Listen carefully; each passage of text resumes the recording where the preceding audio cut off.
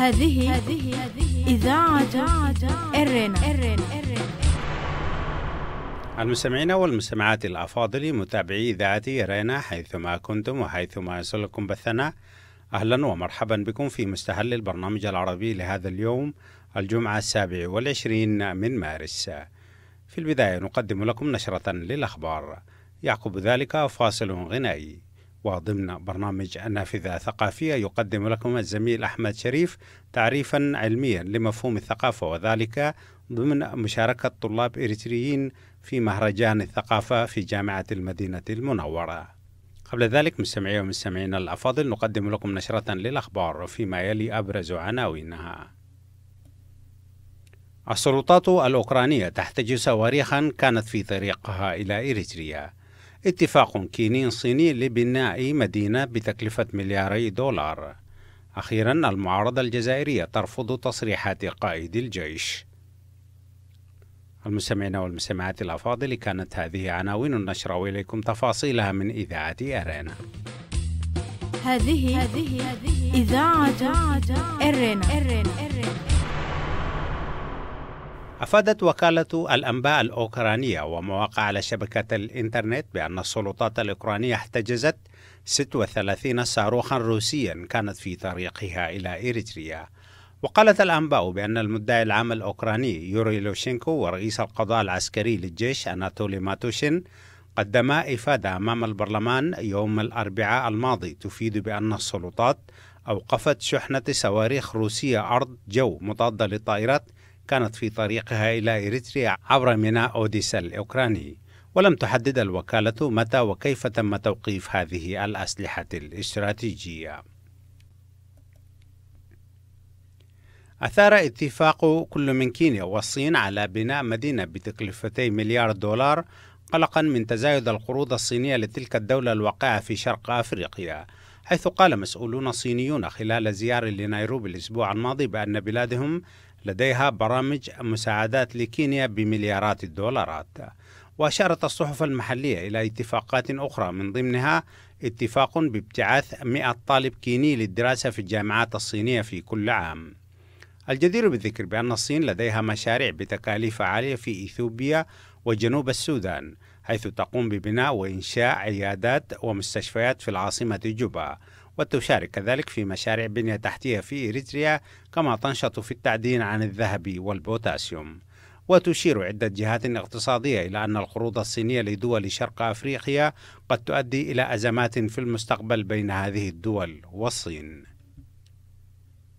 ذكرت وكالة رويترز للأنباء بأن مصطفى بوشاشي أحد قادة الاحتجاجات الجزائرية رفض يوم الأربعاء الماضي عرض رئيس هيئة أركان الجيش اتخاذ إجراء دستوري لإعلان الرئيس عبد العزيز بوتفليقة غير لائق للمنصب، مضيفا أن المظاهرات سوف تستمر حتى يتغير النظام السياسي.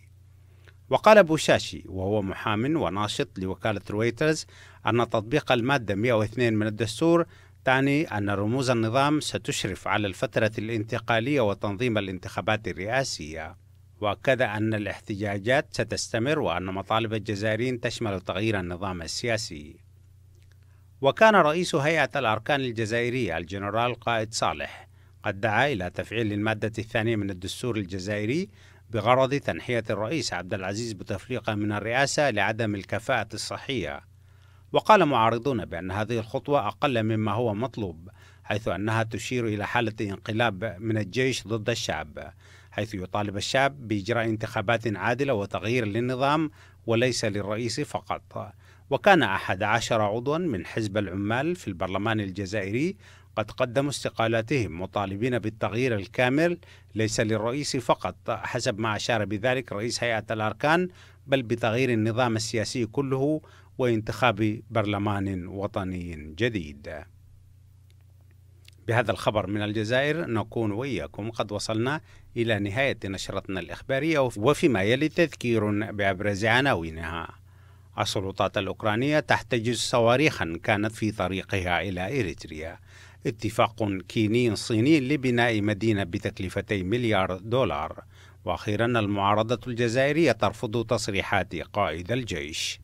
المستمعين والمستمعات الأفاضل، كانت هذه نشرة الأخبار قدمناها لكم من إذاعة أرنا. متابعة طيبة أتمنى لكم مع ما تبقى من فقرات برنامجنا. إذاعة إيرينا، صوت مستقل لإريتريا. المستمعون الكرام، السلام عليكم ورحمة الله تعالى وبركاته، ومرحبا بكم في حلقة جديدة في برنامج نافذة ثقافية. في هذه النافذة سادتي سنتابع التقرير الذي نشرته صحيفة إريتريا الحديثة في عددها 116 بتاريخ الجمعة 22 من مارس الجاري 2019، والذي يتعلق بمشاركة عدد من الطلاب الإريتريين في مهرجان الثقافات والشعوب بالمملكة العربية السعودية، ثم نعلق بعد ذلك على معنى الثقافة والعادات والتقاليد علميا. مرحبا بكم سادتي إلى حلقة في برنامج نافذة ثقافية. هذه إذاعة إيرينا. مع التحية لكم سادتي في حلقة من برنامج نافذة ثقافية. فقد طالعتنا صحيفة إريتريا الحديثة لنظام أسمرة في عددها 116 عدد الجمعة 22 من مارس الجاري تحت عنوان مهرجان الثقافات والشعوب.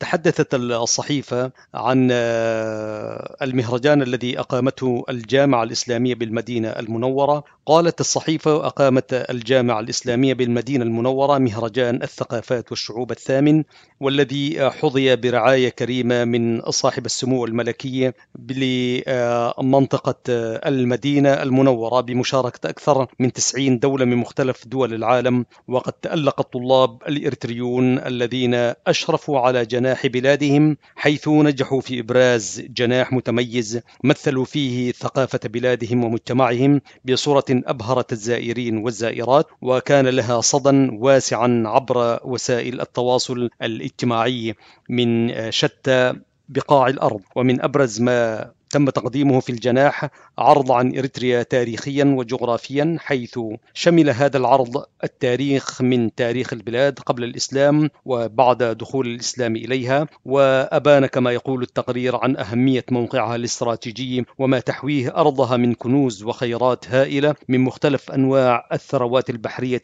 والزراعية والحيوانية والمعدنية، وتعريفهم بالأماكن السياحية في البلاد. وفي طيات هذا العرض كان الحديث عن الثراء الإنساني والتنوع الديني والقومي والثقافي في إريتريا، والمتمثل في الحديث عن اللغات والقوميات التسعة التي تشكل كيان دولة إريتريا. إذاعة إيرينا، صوت مستقل لإريتريا. نحن سادتي مع التحفظ على آخر كلمة وردت في هذه الفقرة على كيان دولة إريتريا، لكن دعونا نناقش هذه الأفكار التي وردت والمعلومات. مؤكد سادتي المستمعين أن مجرد الحديث عن إقامة مثل هذا المهرجان الثقافي ومهرجان الثقافات والشعوب في المدينة المنورة، والحديث عن المدينة بهذه العجالة وهذه البساطة، وكأننا نتحدث عن مدينة عادية، مدينة في أوروبا ولا مدينة في إفريقيا أو في الشرق الأوسط عموما. هذه المدينة المنورة تحظى بمكانة كبيرة عند المسلمين عامة ومنهم الإريتريين، حيث بها المسجد النبوي الشريف، وهو إحدى المساجد التي تشد إليه الرحال.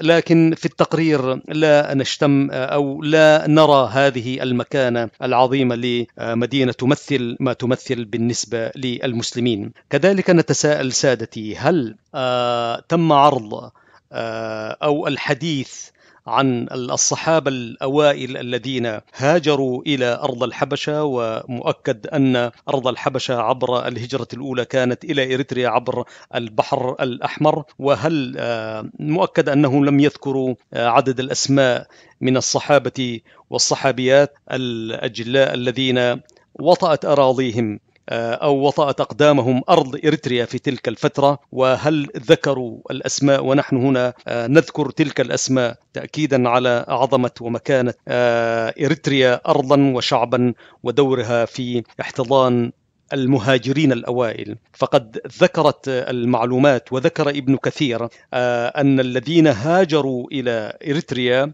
في الهجرة الأولى كانوا 11 رجلا و4 نسوة، وهم الخليفة عثمان بن عفان وزوجته رقية بنت محمد صلى الله عليه وسلم النبي الأعظم، وكذلك أبو حذيفة ابن عتبة وامرأته سهلة بنت سهيل، والصحابي الجليل الزبير بن العوام، ومصعب بن عمير، وعبد الرحمن بن عوف، وأبو سلمة بن عبد الأسد وزوجته أم سلمة بنت أبي أمية، وعثمان بن مضعون، وعامر بن ربيعة العنزي وزوجته ليلى بنت أبي حثمة، وأبو سبرة ابن أبي رهم، والصحابي حاطب ابن عمرو، وسهيل ابن بيضاء، وعبد الله ابن مسعود. مؤكد أن الذين شاركوا في ذلك الكرنفال أو مهرجان الثقافات والشعوب، على الرغم من إشارة تاريخ إريتريا قبل وما بعد دخول الإسلام إليها، مؤكد أنهم لا يعكسون هذا الوجه لإريتريا تاريخيا ودورها في احتضان الصحابة الأوائل من المهاجرين إليها. ويتحدث التقرير فيقول: كان المهرجان قد شهد إقبالا كثيفا على الجناح الإريتري، حيث تشير تقديرات القائمين على المهرجان أن عدد الذين زاروا الجناح الإريتري واطلعوا على ما يقدمه بلغوا قرابة 60,000 زائر وزائرة من مجمل زوار المهرجان، مسجلا بذلك رقما قياسيا مقارنة بالأعوام السابقة في عدد الزوار من مختلف الأجنحة. فقرة أخرى سادتي استوقفتني كثيرا، حيث تقول الفقرة: ومن أبرز هذه الفعاليات والأنشطة فعالية يوم المائدة العالمي، حيث برز الجناح الإريتري بما قدمه للطلاب من مأكولات شعبية مثلت الهوية الإريترية، مع ما حملته من نكهات مميزة وطريقة تقديم خاصة ومتفردة، ومن أبرزها أكلة الزقني التي لاقت رواجا كبيرا بين الزائرين ونالت استحسانهم وقبولهم، وكذلك أكلات الشيرو والإليتشا والعصيدة ذكرت لماما. وكأن الشعب الإريتري هذه هي الوحيدة التي أكلاته الشعبية التي تروج لها تلك الحكومة أو القائمين بمثل هذه المشاركات. هذه إذاعة إرينا.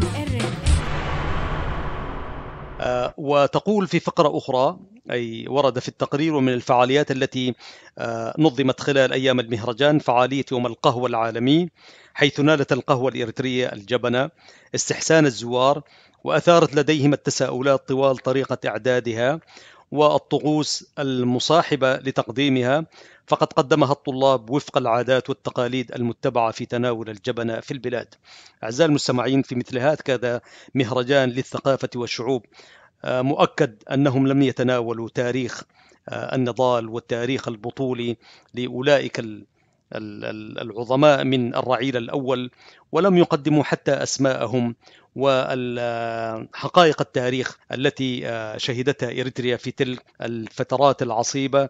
وكان حري أن يتضمن ذلك المهرجان، على الرغم من أنهم ذكر أن التقرير ذكر هنالك كان جناح للتاريخ. وكذلك ورد في التقرير: كما شهد المهرجان فعاليات الأزياء الشعبية التي قدم فيها الطلاب تعريفا بالزي الشعبي والموروث الفني، هم كتبوها مواريث، والموروث الفني لدولة إريتريا. وقد عرض الطلاب المشاركون بعض الألبسة للزوار متمثلة في الجابي والعمامة الإريترية والحذاء النضالي الشدة. إلى هكذا تصل وتتدحرج كرة الثقافة في البلاد في مثل هكذا مناسبات قدمت فيها أكثر من 90 دولة ثقافاتها وكرنفالاتها أو عاداتها وتقاليدها، ولكننا دوما نركن إلى تلك الأشياء التي قد لا تمثل إلا النذر اليسير، أو لا تمثل ولا تعبر عن ثقافة شعب له ثقافته وتاريخه النضالي والعقدي وكذلك التربوي في تلك المنطقة. أعزائي المستمعين، دعونا نتحدث الآن من الناحية العلمية عن ماهية الثقافة. بهذه المناسبة ماذا تعني الثقافة، وما هي خصائصها، وأهمية الثقافة، ومظاهر الثقافة، وعلاقة الثقافة بالتربية والدين وغيرها، حتى ما يقف أولئك القائمين على أمر الثقافة في إريتريا على الأقل ربما يستفيدوا من هكذا رؤى ومقارنة بما قدمه وما يراه العلماء والتربويون في مسألة الثقافة. كونوا معنا سادتي المستمعين عبر إذاعة إرنا الدولية في باريس، وحلقة في برنامج نافذة ثقافية. هذه إذاعة إرنا.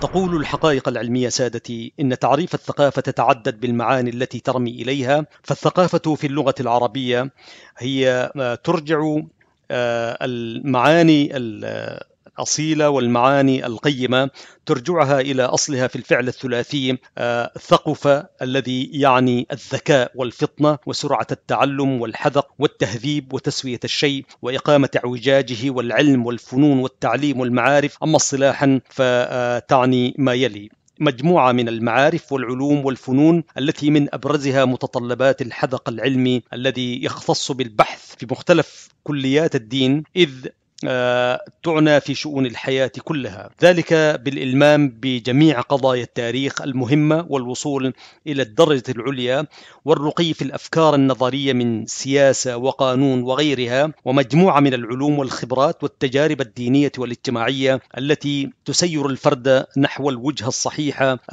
وازدهارها الفكري، يقود عقل الفرد للجمع بين الثقافات المختلفة والتنسيق فيما بينها، ذلك من خلال صقل الفرد لمواهبه بالمعرفة والعلوم وممارسة التراثيات الأدبية والفنية والفكرية. أيضا هي مجموعة العادات والتجهيزات التي يكتسبها الإنسان من المجتمع كونه عضوا فيه، متمثلة بالمعارف والعلوم والمعتقدات والفنون والأخلاق والحق كما عرفها تايلور الإنجليزي عام 1871. أين كانت الثقافة التي شارك فيها الطلاب الإريتريون مدفوعون إلى ذلك المهرجان بالمدينة المنورة الشريفة دفعا من قبل الجهات المعنية؟ إذا ما حللنا تلك المشاركات وفق ما طرحه العلماء فإن الإجابة نتركها لفطنة القارئ والمستمع الكريم. عزيزي المستمع، خصائص الثقافة ينسجم أي إطار ثقافي مع إطاره المجتمعي الذي قام بخلقه وحدد صفاته وخصائصه والمظاهر الاجتماعية المكتسبة من قبل الأفراد الذين يبذلون كل طاقاتهم للحفاظ على بقاء هذا الأنموذج واستمراريته وتطويره. ويمكن تلخيص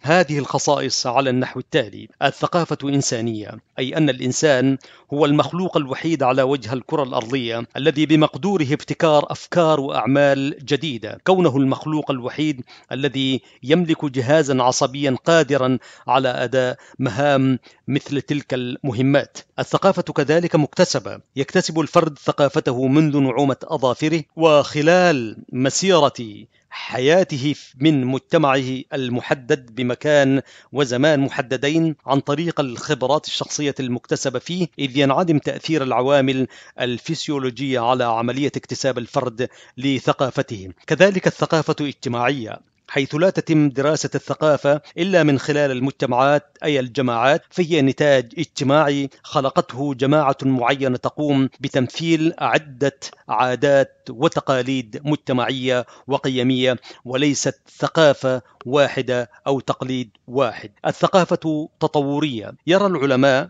بأن الثقافة تكاملية وتطورية، إذ إن الثقافات ليست محكومة بالثبات والجمود، بل هي متطورة مع تطور المجتمع ورقيه، فيحدث التطور في كل من جوهر الثقافة وفي الطريقة العملية لممارسة تصرفات الأفراد داخل المجتمع المتطور، كما أن هذا التطور لا يعني انعزال وانفصال كل مرحلة من مراحل أخرى، بل يدل على تكامل الثقافة مما يشبع حاجات الفرد النفسية والبيولوجية والفكرية والاجتماعية والروحية كذلك للفرد. الثقافة كذلك استمرارية أي انتقالية، بما أن الثقافة عزيز المستمع هي نتاج مجتمعي وملك وراثي لأفراد المجتمع كافة وليس لفرد واحد، فإنها لا تموت بموت الفرد الواحد، ولا يمكن القضاء عليها إلا من خلال القضاء على الجماعات التي أنتجت واتبعت ومارست هذه الثقافة. وبما أنها إرث مجتمعي جماعي للمجتمعات، فهي قادرة على الانتقال من جيل الأجداد إلى الأبناء من خلال عملية التثقيف والتنشئة والتربية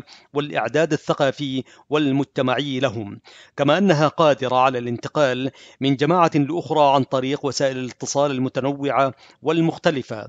إن وجود ثقافة ما مرتبط بوجود المجتمع والعكس صحيح، وبالرغم من أن لذلك تأثيرا في بعض العوامل الجغرافية والبيولوجية، إلا أنها السبيل لحياة الجماعات ونمط متجانس ومتكامل لحياة الأفراد.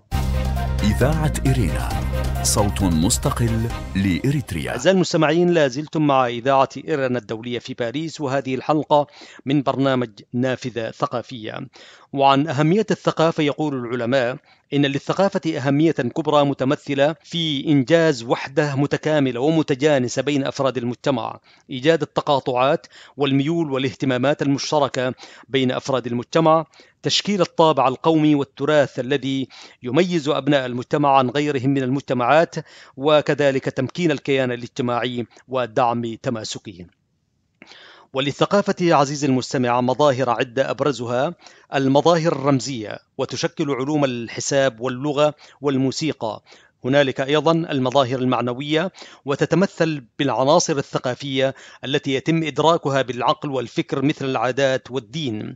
كذلك المظاهر النفسية التي تتمثل في المشاعر والتوجهات العاطفية من حب وكراهية للشخوص والأشياء. والمظاهر الاجتماعية التي تشكل سلسلة العلاقات بين أفراد المجتمع. هنالك أيضا المظاهر المادية التي تتمثل بالعناصر المادية التي تستخدم الحواس كوسيلة للإدراك مثل وسائل الإنتاج. وعلاقة الثقافة بالتربية، تعد التربية أحد الأمور التي تحكم استمرارية وتطور ثقافة ما، كونها أساس انتقالها من جيل الأجداد إلى الأبناء عن طريق التعليم والتعلم. وماذا سادتي عن علاقة الثقافة بالتربية؟ تشكل التربية كما يقول التربويون وعلماء الاجتماع، تشكل التربية أحد مكونات العملية الاجتماعية الثقافية، والمتمثلة في نقل مختلف أنواع التفكير والنشاط والمشاعر التي تتسم بها جماعة ما من جيل الآباء إلى جيل الأبناء، لجعلهم يكتسبون الصفات الاجتماعية التي يحملونها عن طريق التربية. بالتالي فهي عملية تطبع اجتماعي، أي عملية تطبع اجتماعي، كما توصف بأنها عملية تشكيل الثقافة من خلال التربية على الالتزام، إذ إن عدم الالتزام بنقل الثقافة من جيل إلى آخر عن طريق التربية يؤدي إلى القضاء على الثقافة وهلاكها. بالتالي هلاك المجتمع. أيضا يرى العلماء إن طبيعة حياة الإنسان المؤقتة والمحدودة بعمر وزمن معين تجعل من توارث الأدوار بين الآباء والأبناء أمرا ضروريا لنقل الثقافة والحفاظ على استمرارية المجتمع، إذ إن عملية النقل هي عملية تتصف بالإيجابية وتتطلب تبسيط لعناصر الثقافة والاختيار بينها، بالإضافة إلى تجديدها. وتوفر التربية القدر الكافي من الاتساق والانسجام بين أفراد المجتمع، فهو الأمر الضروري لتشكيل أفكار ووسائل مجتمعية وقيم ومعتقدات وأنشطة سلوكية واتجاهات مشتركة بين أفراد المجتمع، والتي بدورها تشكل ثقافة ما من خلال الأسرة والجماعات والمدارس ودور العبادة ووسائل الاتصال المختلفة. في الأخير سادتي، نقول إن للتربية دور هام في إحداث اتزان وانسجام بين عناصر المحيط المجتمعي مع بعضها البعض، وعليه تساهم في اتزان الفروق بين طبقات المجتمع المختلفة، أو تساهم في بناء نظام طبقي بمحددات وقوانين صارمة له، بالإضافة إلى مساهمتها في عملية تعدد السلوكيات والأفراد للأفكار، أي الأفكار للأفراد عزيزي المستمع، والذي بدوره يؤدي إلى التغير والتنوع الثقافي والاجتماعي. كما تعد التربية أداة لتحقيق التماسك الاجتماعي والمحافظة على استمرارية المجتمع، كونها وسيلة لنقل الثقافة بين الأجيال. كما أن للتربية أهمية في تزويد الفرد بالمهارات والمعلومات وسبل التفاعل الإيجابي والتأقلم السوي مع أفراد المجتمع الضرورية للقيام بمهام إنتاجه في المجتمعات. وتختلف التربية باختلاف المجتمع وثقافته وأيديولوجيته ونظامه السياسي والاقتصادي والاجتماعي. هذه إذاعة إرينا. أعزائي المستمعين، استمعتم إلى حلقة في برنامج نافذة ثقافية، وتحدثنا عن مفهوم الثقافة ودلالاتها وأهميتها وخصائصها من الناحية العلمية، ذلك تعليقا على ما ورد في صحيفة إريتريا الحديثة في العدد 161 في عدد الجمعة 22 من مارس 2019 للتقرير الذي نشر تحت عنوان مهرجان الثقافات والشعوب، حيث شارك عدد من الطلاب في المهرجان الذي أقيم بالمدينة المنورة، أقامته الجامعة الإسلامية بالمملكة العربية السعودية. تحدثنا عن الثقافة ومضامينها انطلاقا مما قرأناه في التقرير، وابتسار الثقافة في أشياء لا علاقة لها بالثقافة وعادات الشعوب. نأمل سادتي أن نكون قد قدمنا شيئا لما تعنيه الثقافة من الناحية العلمية والثقافية، وبالتالي نترك الإجابة والتقييم للمستمع الكريم وللجهات التي دفعت بأولئك الطلاب على ما رأوه بأنه يمثل ثقافة. أعزائي المستمعين، كنت معكم في الإعداد والتقديم محدثكم أحمد شريف. تقبلوا تحايا الزملاء فتحي عثمان وبنيام سمعون وبقية الزملاء في إذاعة إرنا الدولية من باريس. السلام عليكم ورحمة الله وبركاته. إذاعة إرينا، صوت مستقل لإريتريا. المستمعين والمستمعات الأفاضل، أهلا ومرحبا بكم مجددا. وفيما يلي أقدم لكم مستمعي ومستمعات الأفاضل موجزا لأهم ما ورد في نشرتنا الإخبارية لهذا اليوم. السلطات الأوكرانية تحتجز صواريخا كانت في طريقها إلى إريتريا. أفادت وكالة الأنباء الأوكرانية أن السلطات الأوكرانية احتجزت 36 صاروخا روسيا كانت في طريقها إلى إريتريا. وتفيد السلطات بأنها أوقفت شحنة صواريخ روسية أرض جو مضادة للطائرات كانت في طريقها إلى إريتريا عبر ميناء أوديسا الأوكراني. أثار اتفاق كل من كينيا والصين بناء مدينة بتكلفة $2 مليار قلقا من تزايد القروض الصينية لتلك الدولة الواقعة في شرق أفريقيا. المعارضة الجزائرية ترفض تصريحات قائد الجيش.